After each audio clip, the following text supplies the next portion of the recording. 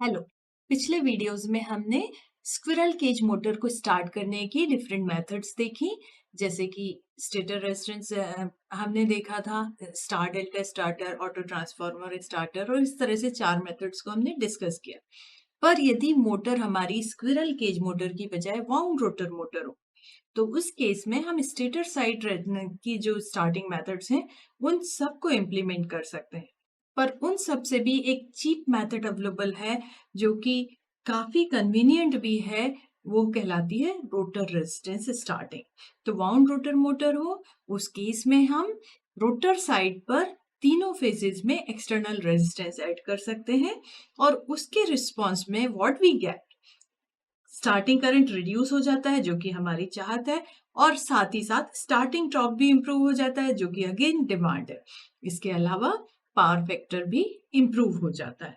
तो हमें करना क्या है, रोटर रेजिस्टेंस, रोटर साइड जो तीन स्लिप रिंग्स के आउटपुट टर्मिनल्स हैं, उन तीनों की सीरीज में हमें एक्सटर्नल रेजिस्टेंस को कनेक्ट करना है, और जब भी वेरिएशन इन रेजिस्टेंस हम करते हैं उसके अकॉर्डिंग में इनपुट करंट में वेरिएशन हम निकाल पाते हैं। तो स्टार्टिंग करंट रिड्यूस होगा और साइमल्टेनियसली स्टार्टिंग टॉर्क इंक्रीज हो जाएगा। तो अगर हमारा एक्चुअल रेजिस्टेंस जो रोटर पर हमने तीनों फेजेस में लगाया है उसकी वैल्यू है आर एक्सटर्नल, इसको हम यदि स्टेटर साइड से देखना चाहें, we can refer it to stator side by multiplying with this ratio of turns, that is n1 by n2 whole square into this actual value of resistance inserted in the circuit. और फिर हमें starting current calculate करने पर we can see how it is reduced.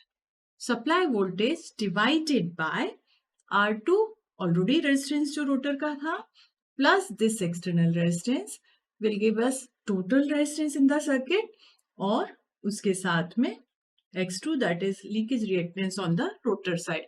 तो हमारा starting current इस resistance के square के रेशियो में इनवर्सली रिड्यूस हो गया।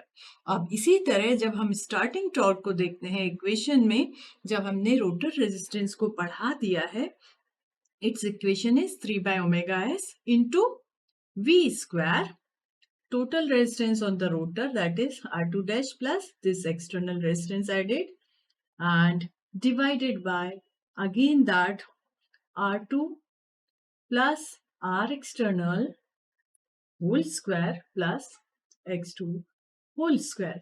तो यहां से हम देखते हैं कि ये जो एक्सटर्नल रेजिस्टेंस हमने बढ़ाया है इसकी वजह से स्टार्टिंग टॉर्क बढ़ रहा है इन दैट प्रोपोर्शन।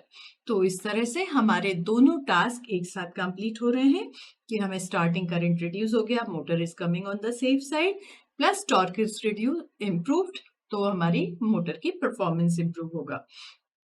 अब हमें यदि स्टार्टिंग टॉर्क मैक्सिमम कितना हम इसमें अचीव कर सकते हैं उसको हम इक्वेशन से देख सकते हैं कि जब हमारा एक्सटर्नल रेजिस्टेंस बराबर हो हमारे मोटर के रिएक्टेंस के, तो हम इस स्थिति में मैक्सिमम टॉर्क अचीव कर सकते हैं, which can be represented by this equation T starting maximum equal to 3 by omega s, as the machine is three-phase machine, multiplied by 0.5 into supply voltage square divided by x2 square, x2.